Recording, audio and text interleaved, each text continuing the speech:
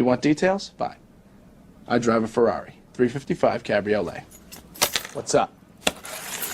I have a ridiculous house in the South Fork.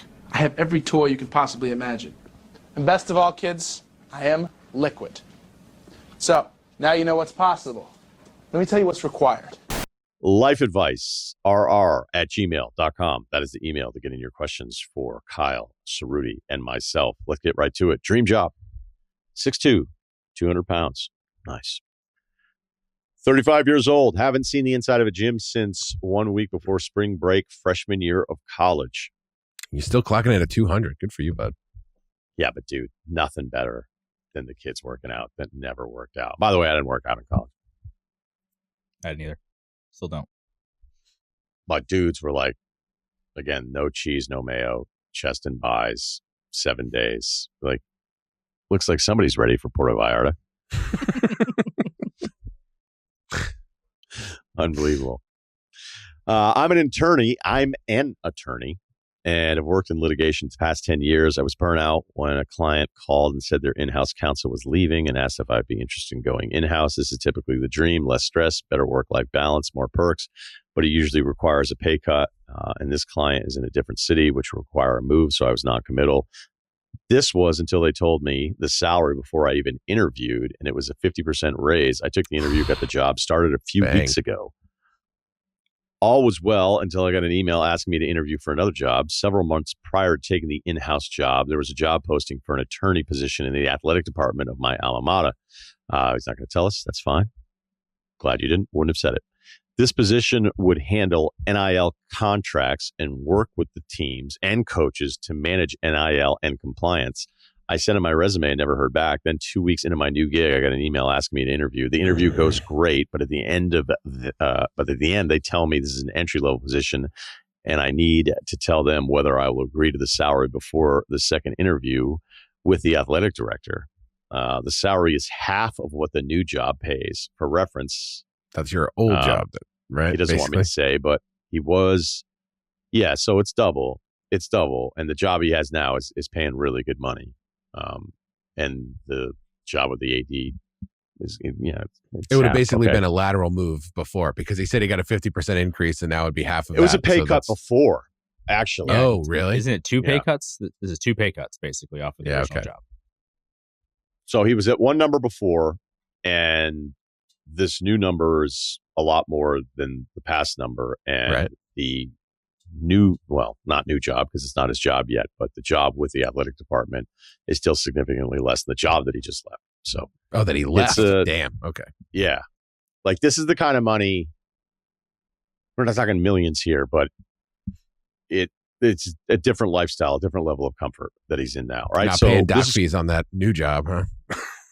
Not even thinking about it. No, you're not. You're not even, your wife's like, don't even look at that boating license. This is quite literally my dream job. Being a lawyer is fine, not my passion, but a good job pays the bills. Working in the athletic department, however, would be incredibly interesting and fulfilling. Here's the problem. I'm married with 4 kids. Well, I think we got your answer. Well, if they all want to go to one school, maybe it's worth it. I don't know. There's your fulfillment. Yeah. The cut in salary would have been would have an appreciable effect on how my family lives. Yep, I would agree. The house we live in, the activities we do, the vacations, everything. My wife is supportive, but I know it would make our lives less comfortable. On top of that, I'd go from a cushy in-house job to grinding to find and sign the next Jared verse. Is it worth it? Well, I mean, there's 2 problems here. I mean, one is all the ones you just laid out, but it's also, how would you feel about going to the place that just gave you this raise that's a better lifestyle and everything, like everything that you would want as a lawyer, as you outlined for us? How would you feel about going to them and be like, hey, I'm actually already out of here? All right. It seems like you may not have any issue with that. And sometimes I think in life, like, I know there's so many different times I'm like, hey, this is the right thing to do. I'm going to do this. And then you do the right thing and you're like, yep, should have looked out for myself. That was fucking stupid. So, you got to pick and choose how you want to play every single one of these things. So if that's not even a factor and you don't even care, then cool. That's fine. I kind of feel like, especially with these schools getting all this new money, right? Big Ten? I kind of feel like you say, hey, I'm 40 and this is what my salary is at the new place and this is my dream job, but that's just not good enough. It's not good enough. And it's just not even close. And I wonder if they would come back with a number it's not matching what you're making now, but close enough where you don't feel like you're sacrificing more palatable. Yeah. Too much. Yeah. Like you haven't even negotiated with them whatsoever. So why not go back to him and be like, hey, I absolutely want this job and I would take it. I think I should meet with the athletic director anyway. But I can't do it at that salary. And this could be one of those cases where they're like, hey, this guy went here. He's good. He's this age. He's not younger. Like he wants this job. Like, can't we find, say, 50 grand more? So, you know what I mean? Can't we find it for this guy? So you might want to play that move. And if they say no, then it's almost like they're making a decision for you. Because I think financially, like you've laid it out with 4 kids and your wife may be supportive of the whole thing. But like the whole point of working this hard is kind of getting to a place where you're not constantly worried about what's coming in and going out every single month. So you might want to just play that one where you become the hot girl in the whole thing. Be like, I love this. I'd love to do this job, but that number's just not going to work. But let me meet with the AD anyway. And then if they say no, we can't do any better than that. Who knows? They could come back to you in 2 years. You know? Right. Yeah. Yeah. So, I mean, Ceruti's the parent. So, I mean, he probably has the most valuable stuff here, but I don't think like 4 kids deep is the time to pivot to sports at all costs. You know what I mean? Like, I just have to make this work. Well, and listen, like, go ahead, buddy. But no, yeah, well, I mean, obviously, we are at a new position now. I had plenty of people who were like, "Dude, you got 2 kids. What are you thinking? Can't do that." And I think it's just what's the circumstance? How comfortable do you feel with it? Like, how is there room for growth? Like, I will say, leaving the job that you just took. I'm sure they're nice people. I'm sure it's great. And you seem like a nice guy and want to do right by them, but just like the state of how corporate America is these days, you gotta kind of look out for yourself, man. And I don't think it's the end of the world if you are just like, hey, this is kind of like a dream job. I'm sorry, but like this is what I want to do. Yeah, so they'll just really call the other guy that didn't get the job. And say like, hey, actually, we've screwed up. Do you want to come back? And that guy probably they'll says probably yes. pay him less, and so they'll be good. Like, yeah. So yeah. I don't think you have to worry about that at all. The kids thing, man, it really complicates stuff because like you're when you're operating obviously on your own. I mean, I'm not telling this guy anything he doesn't know, but when you're operating on your own, it's like, yeah, I could fail and it's fine. I'll figure it out. And then when you got obviously little ones in the mix, you're like, okay, well, what's the 5-year plan? If that's a 20-year gig, though, if that's a 20-year gig, I mean, then that you might get a huge cut. Well, you might get a huge cut off tuition. I mean, I know certain schools. Yep. Certain schools, it's like, dude, if your mom works here and you can get in, like, you could probably just go here, man. Like, do they still do that? Do they still do the like employees get? I wonder. They did it when I was growing up. I didn't go to that school, but they did do it. Anyway. Yeah. But I think Ryan's thing is right. Yeah. No, go ahead, Kyle. I got to be honest with you. I'm still a little fixated on like Ceruti deciding to stay with me and people being like, well, you have 2 kids. Like, I wasn't starting a fucking taco shop here. True. I mean, the last gig was given 6 months paternity, though. That's the thing. Like, I'm done having kids, so that's the good. Yeah, we know that. We do know that. No, but it's just such a ridiculous thing. It's like this. Oh yeah, it was multiple people, and it really fucked with my head, to be honest with you. Like, it really did. Yeah, you just had You're a my second guy. kid. I don't think I did it. Yeah, and like my wife is fully on board with the things I want to do, and luckily she does all right. So like we're okay. But like, yeah, plenty of people were just like, you sure you want to do this? You got 2 kids now. Like, you can't be taking risks like this in your career, starting from zero, yada, yada, yada. I'm like, well, I'm not starting from zero. I still feel like I'm still me. Like, I still do the things that I do well, I feel like. And we didn't start the Roots the Roots show available on SoundCloud or something. It was totally different. Yeah, right. That's my point. I'm offended. Yeah, I could tell. I could totally tell he's offended. Yeah. Yeah. This fucking Russillo startup, ham radio. Sure you want to do that? The Spotify benefits were just a little bit like, it's just above and beyond where like almost anywhere else that you could find. The 6 months paternity leave, or was it 4 months, whatever, paternity. It was 6. For the record, didn't take 6, but didn't take 6. Yeah. Didn't take 6. There was one guy that had like Hardo 3 guys, kids. like, oh, you loser, yeah. There was one guy that had like 3 kids over 3.5 years and took the full 6 months every single time. You know who I'm talking about, Steve, which good job for that guy. But I mean, he worked a total of like a half a year in 2 years or something, in 3 years. It was crazy. I think that was the thing when people say with kids, it's like they were just They were just overboard with all the stuff you got. All right. Let's all calm Fire's down. been- Let's not all that calm Ryan down. needed a fire lit under. Let's him, but all now calm it's- down and read the next email. Yeah, no, the fire's been burning bright for a while. I didn't need that to motivate me. I just moving on. All right. Hey guys, 6'1" Christ. without shoes, tipping the scale 180 pounds. I don't lift weights, but do dips and push-ups when I can. I can't be the only one who straightens their back and sizes someone up as I walk by them if they look taller than me from afar. Am I? Whoa. I might No. correct my posture, but I'm not sure I'm sizing up everybody that I'm. Anyway. Ryan, I you kind of. I feel like you scope out the scene, and I feel like you're like, hey, who could I kind of take in the situation? Yeah, I mean, fucking Jason. What would Jason Bourne do? Yeah, where are the exits? You know, Do you want a seat at the potential bar? weapons. No, I want a seat over there at the table where my back isn't open. Smart. Have you Interesting. have you not seen any of the movies? Takes way longer to get your orders, but I guess if you want to be safe. I don't know. I had a guy working I sat at the bar last night, and I don't know if the bartender worked there. Oh, really? Think it was an American thing? Didn't talk to me. Didn't ask for water. Nothing. Fucking plates with bugs on them. Wouldn't move them out of the way. Never talked to him. Never talked to him the entire time. Fascinating. Do you have the USA Fascinating stank explain. on you think? And they're just like, fuck this guy. No, I don't. Okay. I don't think that was it. I think he All right. just sucked at his job. Like sucked. Okay. All right. Player comp is Brian. Is that Mooten? Byron Mooten. Why did I want to pronounce that differently? Of Maryland Laura. Hustle player that fills the stat sheet. For context, I'm 38. Is it Moten? No, I don't think so. Anyway, I don't remember him. Sorry. I don't either. He a Terp.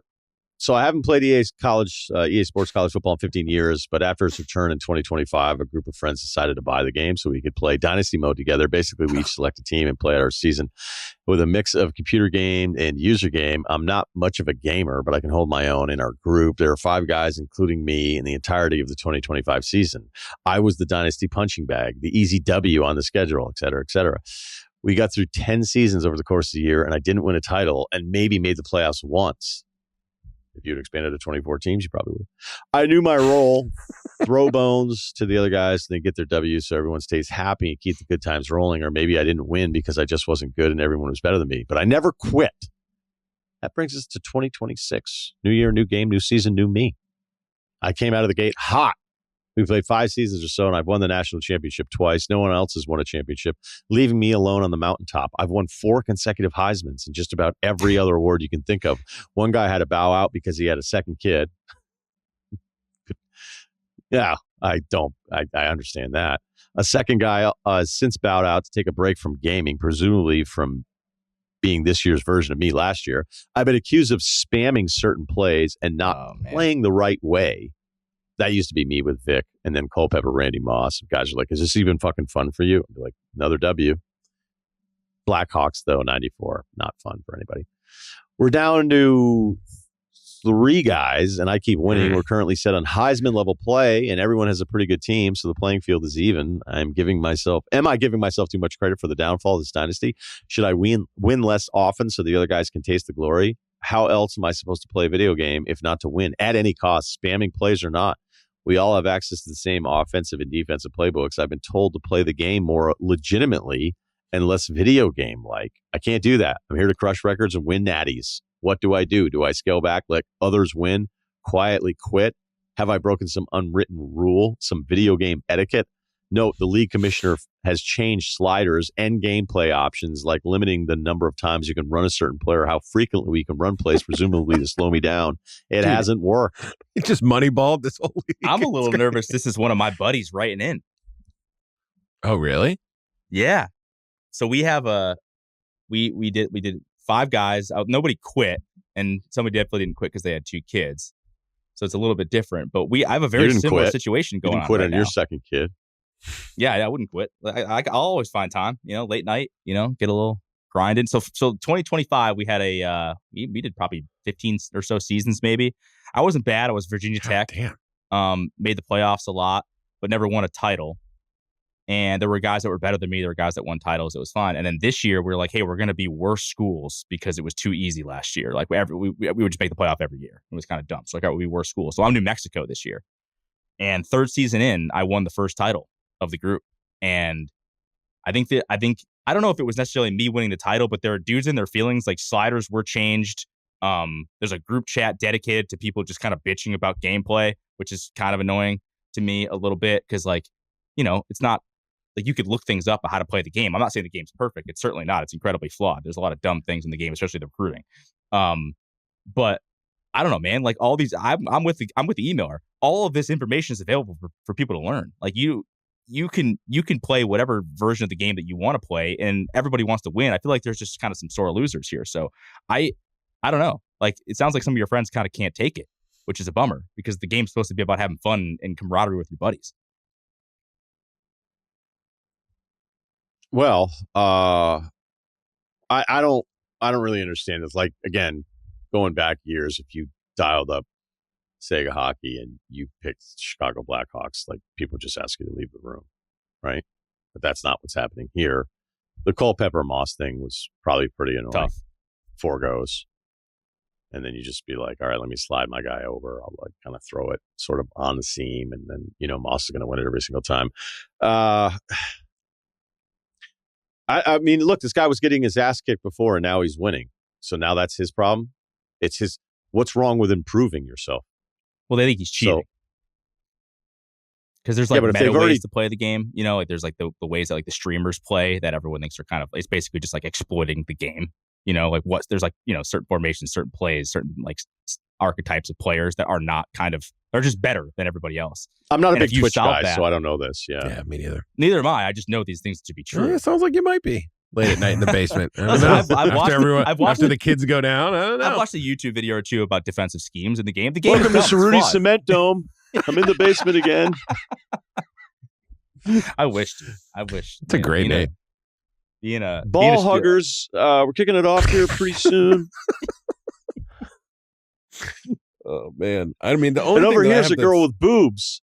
The only thing I have that's kind of like that is there's a 9-year age gap between me and my younger brother, and I think I was like circling around 20. I might have been like 19. I think I was fresh out of high school, and we would play Madden together. And there was like I couldn't figure this out. He just figured out that if he did the fake field goal, he could march down the field on one of the Maddens. I don't know what it was. I changed defensive. I was trying to do like all the like punt. I was trying to do everything. I couldn't do it. He would march down the field like 10 yards at a time. And it was just, I stopped playing. I don't know if I've played Madden with him since because it was like 4 games in a row. And I tried everything I could. I guess I wasn't a big YouTube guy back then, like how to stop fake field goal. I just figured it would stop. Terrible. It was terrible. I mean, it's different. Like you call it spamming plays, but that's the only thing. I remember the rage I felt and having to let my little brother down after he's on a high because he's found this cheat code to beat me, 4 separate games in a row. I'm just like, I don't think we're playing Madden. You just lost your best bud for Madden. I'm sorry. Because he just wouldn't stop doing it. So I just remember that rage. That was real rage. I had a buddy, he's still a friend of mine, a good friend of mine. He used to like spam with Julius Peppers. So he would basically just like drop back with Julius, because Julius Peppers in Madden in like 05, 06 was unbelievable. Hell yeah. So he would literally drop back with him and just like patrol the middle of the field. So he'd have like 4 interceptions a game with Julius Peppers. He'd have like 10 sacks. And you're just like, what am I supposed to do? Like, I can't do anything. I can't play. Like Julius, he's 6'6". He moves like a cornerback. Like, how am I supposed to play this game? How am I supposed to play offense? And he used to just dominate us as, I don't think I ever beat him growing up because he was just so good with Julius Peppers. And now, NCAA, you kind of can't do that anymore. It got nerfed a little bit. Well, look, if they change everything around, I don't know how you're playing. I don't play the games anymore.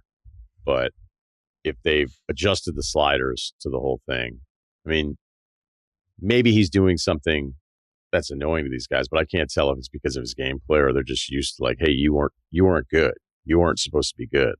Like it's a lot like I keep bringing up hockey, but there was just guys that were marks And then I remember I was a mark for a really long time. And then I learned the move. I learned the deke. And then guess what? Guys weren't comfortable with it. There was an entire year I was behind everybody. And then I put some serious time in. It was like, oh, this is the move. This is all you guys have been doing the entire time. Like, all right, this isn't that hard.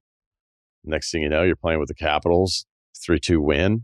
The guy that owned the room for a long time is like, I don't like this. I don't like that you beat me. Next thing you know, you're beating everybody. Maybe your coursework's fallen behind a little, but it's not your fault. Fedorov's fucking sniper. All right. Iserman. I don't know. I mean, maybe we didn't need to read that one. Yeah. We don't need to follow That was up. 10 minutes on that. Jesus Christ. That was long. A little long for that one. I don't know that I have to apologize to the audience, but we'll keep it moving. All right. Thanks, Kyle. Thanks to Ceruti for this one. Thanks to Big Cat for stopping by the podcast. Make sure you subscribe to the Ryen Russillo Show, part of the Barstool Network.